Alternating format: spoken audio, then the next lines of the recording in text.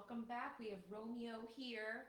We are talking about something that's been coming up a lot for us, For probably years. since I don't even know what year, since we started our mission online and we've been working with psychic mediums, healers, and coaches. The topic is all about visibility online.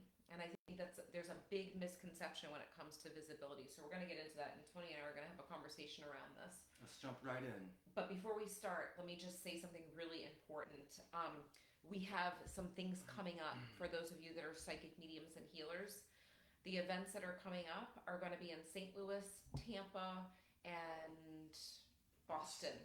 So Boston. if you're a psychic medium, healer, or coach, we are going to be doing a workshop. I called it a workshop, but I'm recognizing that we really need to call it a mastermind because it's a very small group of people that are coming together, 10 people. So get more information on this page. I just posted it up. If you want info, just type below and I'll send it to you. We already have people signing up. It is going to fill up in each city. So if you want to get in, make sure you send a message and sign up. All right, let's talk about it. So, visibility. Yeah, so we're talking about being visible, like what we're doing right now. Online, really in person, and everything. And what we noticed over the last, 10 plus years, Mm-hmm. there's a spectrum, there's a scale. On one side of the scale, you have someone who says, I'm not going on social media, it's fake, it's blah, blah, blah, all these different stories of why they're not. But then in our deep coaching sessions or masterminds, we get to the truth of what they desire. Like, I want my message to be spread out to as many people as possible. And we ask, well, does that include social media too? And they say yes.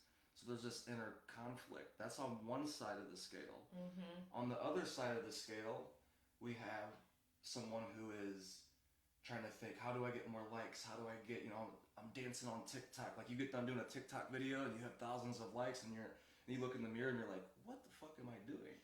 What am I doing? What am I doing with my life? And right, all these different things to where on both parts, it's Yeah. people that are in their heads, right? And I'll raise my hand. I've been in my head before. You're in your head when you're thinking, overthinking things, like Right. on either end of the scale. And so think about with your life, what where are you at on that? And of course, sometimes you're probably over the left, sometimes you're over the right, but it's like the self-awareness, finding that sweet spot will lead you to find what comes natural to you. And we found that when you find what comes natural to you and you do that over and over, you impact your clients more and you have fulfillment. Yeah. And I think the big thing is at the very beginning when you're putting yourself out there online, it does feel like it's about you. You're like, how are people looking at me? Are they judging me? Are they misunderstanding me? At least that's the thoughts that came up for me. Me too. Is, you know, I was told, like, who does she think she is? All of a sudden, she's a psychic medium and healer online. She was a third grade teacher. She was in deep grief. She was just in a really sad place. But there were so many behind the scene things happening that nobody saw. And then all of a sudden, it seems like I was randomly coming visible online. And it was really, really hard for me because we're feelers. We've talked about this before, like being psychic mediums and healers ourselves, and then also the students that come to us and they're dealing with it. They're like, I know I'm being judged. I can feel being judged. So it makes you go back in your shell, and then what happens is it does become about you because you're making it about you because you're getting in your feelings, and then you're not serving the community that you went online to serve.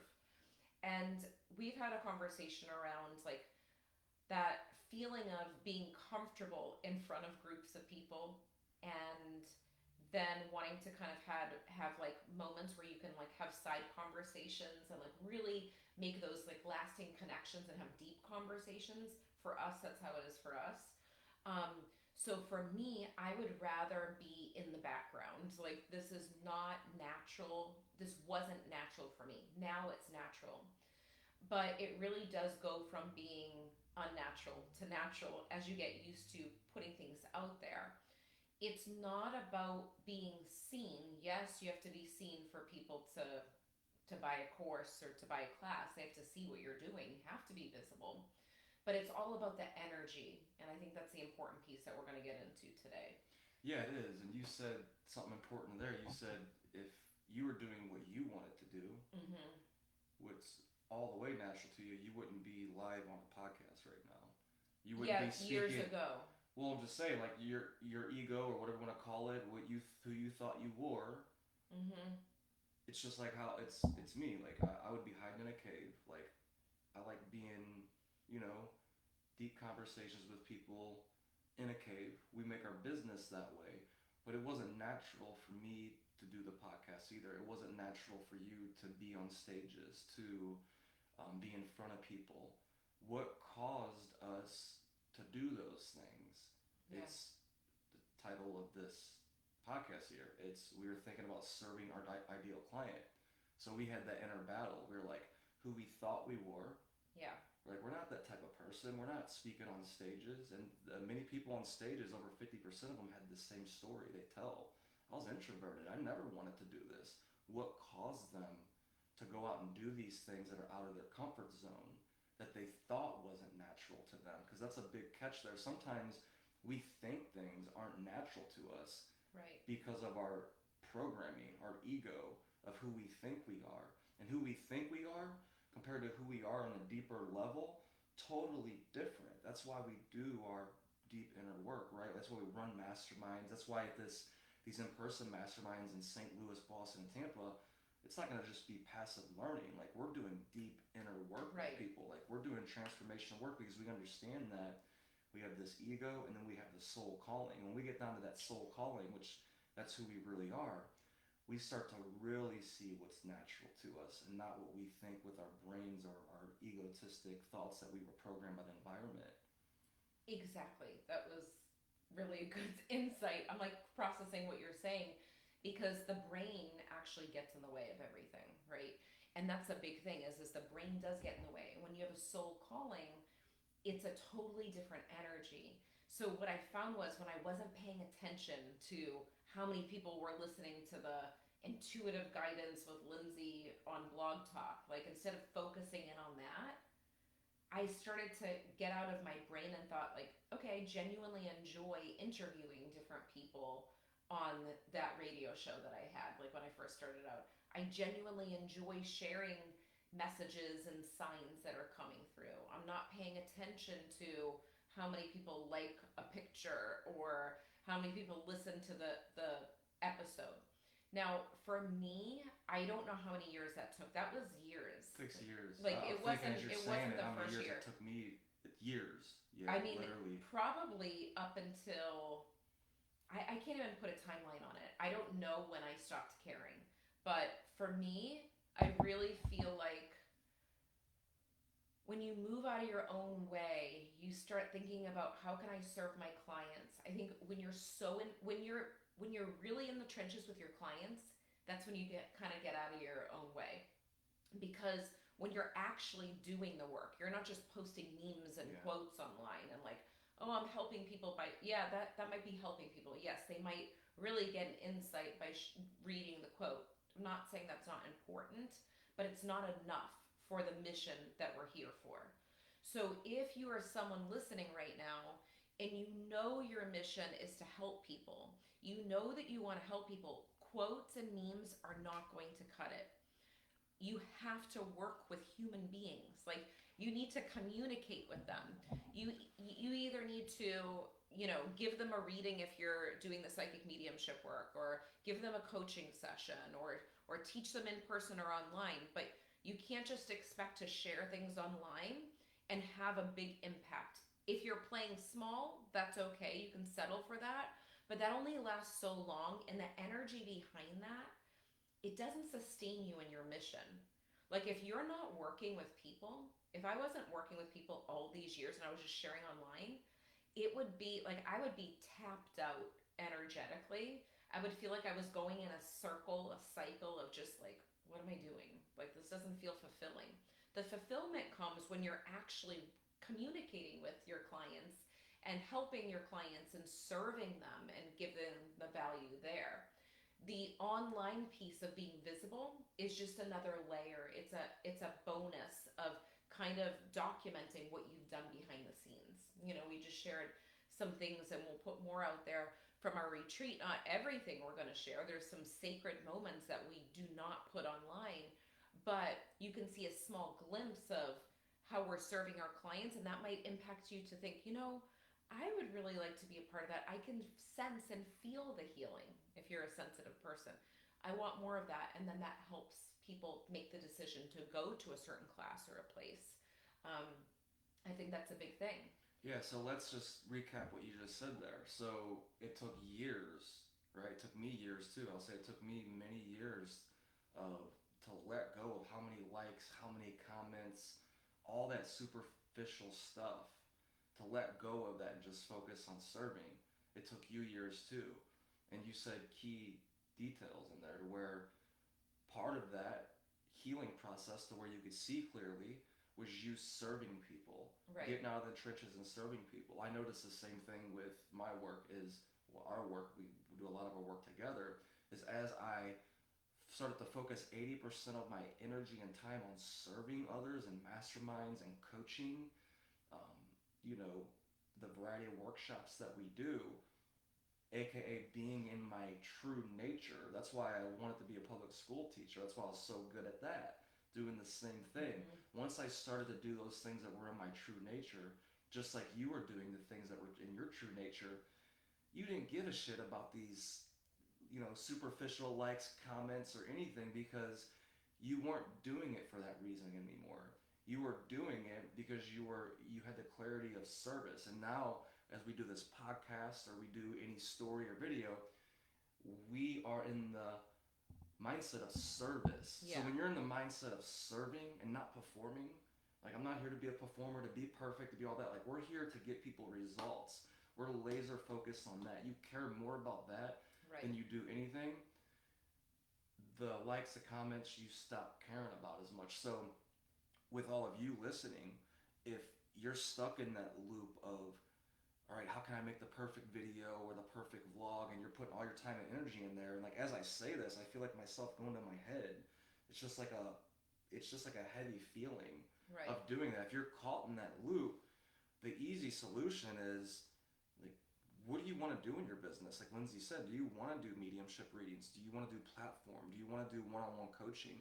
Do you want to do masterminds? Do you want to do retreats? Like, what is that for you? And start down that way. As you do it one time or two times, it might not do it for you. Like we said, this took years of doing this process over and over to where we got this clarity. So you can't just do a class one time or do a coaching call one time. Like, put in the years, put in the time. I always bring up 10,000 hours. Right. Malcolm Gladwell, 10 years to become an expert in any area. Give yourself 10 years, right? This is your mission. Everybody on this podcast, like, you have a mission. That means that you're going to do this for the rest of your life no matter what, right? Forget about money, forget about all of that. It's like you had $1 billion in your bank account, you would still do this mission, so you're going to be doing it for 10 years anyways. Start putting in those 10,000 hours in the trenches. That'll solve a lot of those problems. And then, yeah, from a business perspective, you do want to think about, how can I get more reach? I was just going to say that. How can I do, how can I get to more clients, right? And you can hire some people on to help you with ads, with different skills that you don't have. Right. And you could focus on what's natural to you. We've heard over and over, you focus on the 1 to 3 things that are in your zone of genius and you hire out the rest. You have a fulfillment inside of yourself, and you have high impact on your clients. Right. And that's a balance of knowing when it's an energetic standpoint on this, because yes, you have to kind of let go and not care and just serve from a space where it's not about me, it's about my clients. But then on the other sense, the business mind, the analytical brain of, the stats for business and being smart business wise, you have to think about, all right, is this actually helping and serving my clients from like a business perspective? Like, I'm sharing what I feel like is in alignment right now. I am sharing that. I'm putting it out because I feel called intuitively. But at the same time, is it actually serving am I speaking to my people? Yeah. Or is it not hitting? Is there something off that I need to tweak? But that's from a business standpoint, and it's not from an energetic, needy space. Like, I need them to like my page. So let me go back and share something too about that. For me, I remember at the very beginning stages of my business, I was focused on people that I knew.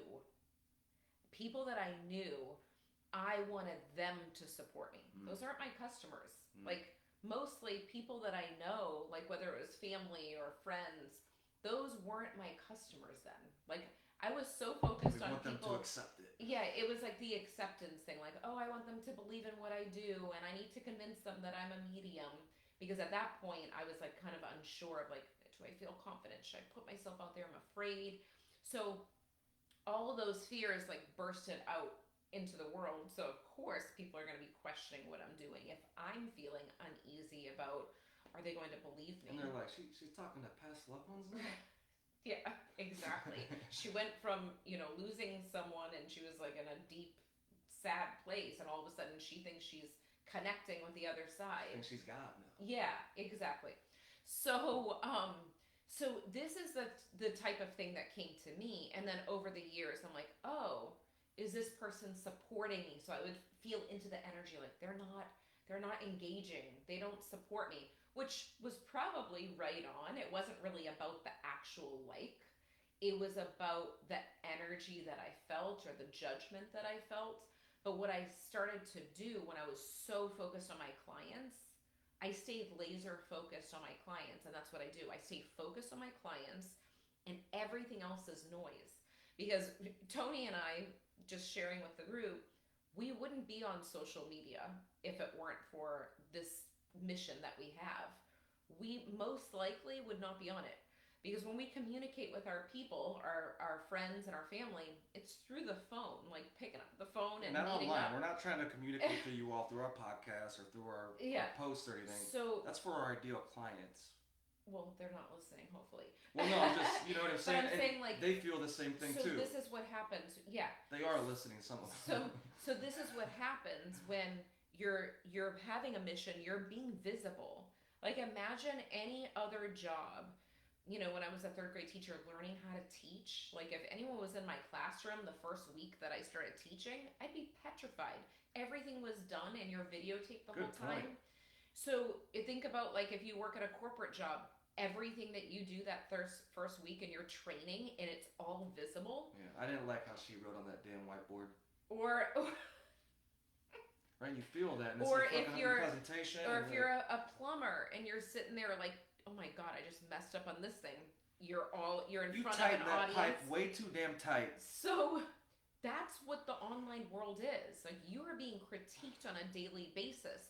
Now, as a psychic medium and healer, you can hone in on all the judgments that are happening all the time, because we're humans and that's going to happen. People are passing over the phone. Look what they posted today. Yeah, can you believe them?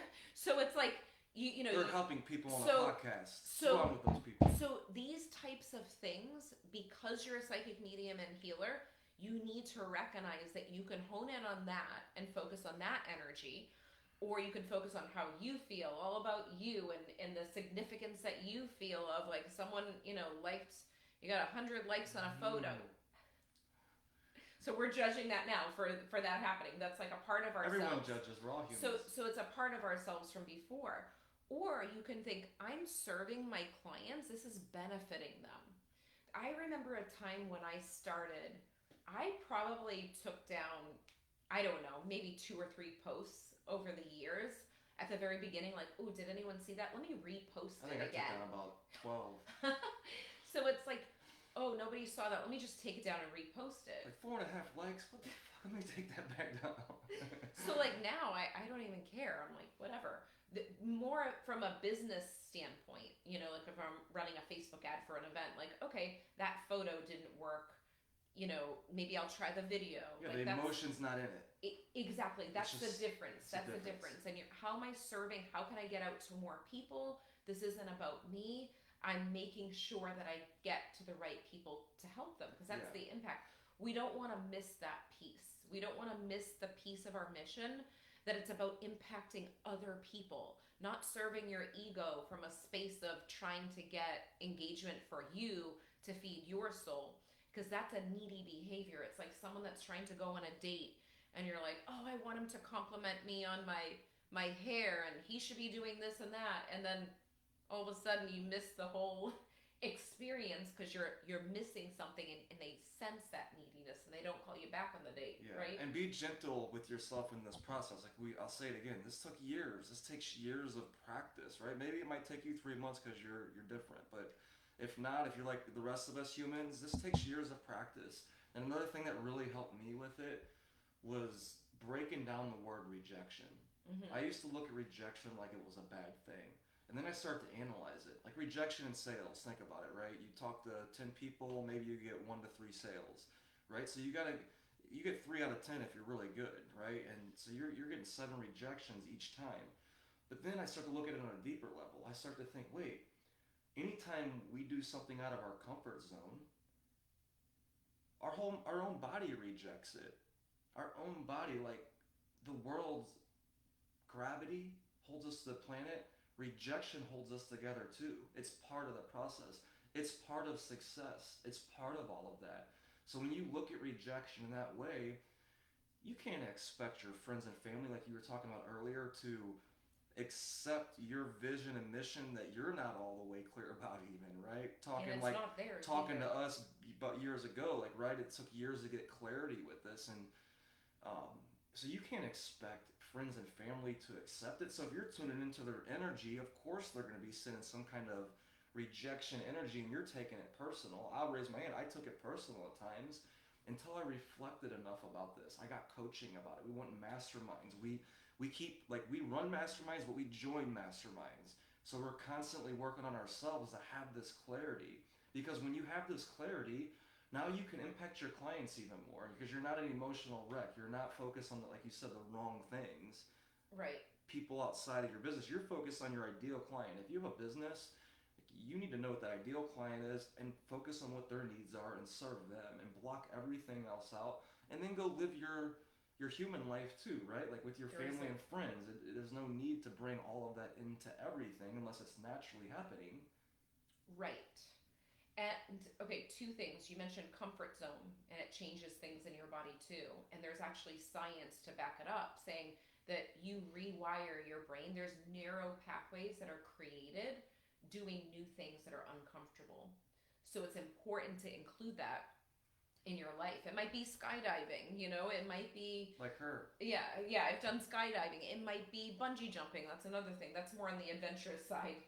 Or it might be, attending a mastermind or starting the business or, doing things that you don't want to finish because you're scared, but you do it anyways. It rewires Yeah. your neural pathways, creates more neural pathways for you, and then it becomes easier over time. But there was another piece that you mentioned that was really important. And I think we know it's about the energetics, about creating missions and businesses, but I want to talk about conflicting beliefs before we get off this episode. This is a huge, huge problem and a common thread with all humans with any issue you have. If you are going through a struggle when it comes to social media and being visible, and you're like, social media is bad, it's all about the ego, it's all about yourself, and it's putting yourself out there, but I want to impact clients. Those are two different pathways that run together, and like they smash together and they don't go anywhere. You can't go up from there until you acknowledge that you have conflicting beliefs. So what we've recognized is when you get clear on, I have a weird belief about social media. It feels fake to me. I feel like people are doing it to brag online. All these like things that you're judging other people for posting online. It's actually getting in the way for growth for you, but also more impacts that you can have on other people, right? Yeah. So I think there's importance there to get clear, like, okay, I do have some judgment on people that are posting online and are visible. They're all about like, if I share a banner photo with our photos on it and say we have the mastermind or the workshop, people could think like, that looks cheesy. They're posting the picture up of themselves. If you don't know who you're working with, how are you going to um, really trust those people or see them like, oh, they're real people. You need a picture up there. But if you're looking at people thinking like, oh, that looks like cheesy, or it doesn't look right, or it feels like they're all about them. There's some conflicting beliefs in there if you want to impact people too. Let's go back to the retreat. We put marketing out for the retreat. Yeah. There's pictures of us, right? All that stuff. Some people were probably like, "Oh, that's cheesy." Others were like, "That's awesome." Others were like, "We don't give a shit. We're just looking the other way." But guess what happened? What happened from the result of us going through all of that? A transformational retreat that transformed everybody there. Like, right. And there's a lot of unbelievable. And there's a lot of teachers and leaders that are watching this episode thinking like, I felt uncomfortable, but I've put myself out there over the year and it paid off. And I think that's the important piece to it. That is. So think about, do you really care about helping people? What have you done in the last year to create opportunities for that? Like whether it's workshops, one-on-ones, yeah, doing the marketing, putting yourself out there in different ways, right? Make a list. Do I care about helping people? You can answer that. I'll answer it for you. Yes, you wouldn't be on this podcast, I don't think, unless you did care. Now, most importantly, what have you been doing in the last year to create those opportunities so you can help people? And we're not just talking about like you trying to teach your family and friends personal development who don't want to fucking hear it. We're talking about people that are receiving it. Right? You gotta call it out. I've done that before. I'm it's laughing a because pattern. of that. We've both done We've done it. That's why we laugh. And it's like you get to the point where it's draining. They don't want to hear it. You don't want to hear it. Who wants to learn from their cousin? You know, some people might. There's exceptions. Who wants to learn from their brother or sister? Some people might. There's exceptions. Or their kids or their grandchildren, right? Maybe there's a time for that, but most of the time, no. We just want to hang out with family, want to have fun, right? So that little fix that you have of sharing all of your insights with people and readings and all of that, like create opportunities to do that. And if you're not creating opportunities to do that, you care more about yourself than you do other people. That's just what I feel is true in this moment. Like I had to give myself that hard truth. Yeah, it's something to think about. So we want to know, are you ready to show up? Do you feel like you've been holding back because you're afraid of failure, or you're afraid of judgment, or you have conflicting beliefs around sharing and being visible online? We want to hear from you. You're not alone. We've been there. That's why we're able to talk about it. Everything we mentioned, we've done, and it still will come up sometimes. Very easily we could talk about it because of that. And then also, you're not alone because behind the scenes when we're working with our psychic mediums and healers and coaches, we know what they're struggling with. It's not to judge, it's to make you aware that, wow, actually, I was in that phase at the beginning of my mission in my business, or I'm there right now and it's really uncomfortable and I need support. Whatever it may be, if you really want to help people, you have to be visible. It's just like putting yourself out there. Before the internet, you had to be visible, whether it was from a brochure on someone's doorstep, or it was a sign outside. Door-to-door sales. Door-to-door sales. Hi, I'm a psychic medium. Does anybody want a reading here? Yeah, that would be really hard to go to people's doors. That's what we have the internet now. Take advantage of it. It's beautiful. You can just put stuff out there. Your ideal clients come. The people that are complaining on your page, you could easily just delete it and be like, why are you on my page? So think about that. I'm not at your door. I'm on my house. I'm at my house. I'm at my door. We're actually in our house right now. So yeah. Welcome. So, okay. So think about that. Share your insights from this episode, and we will see you next time. See you next time.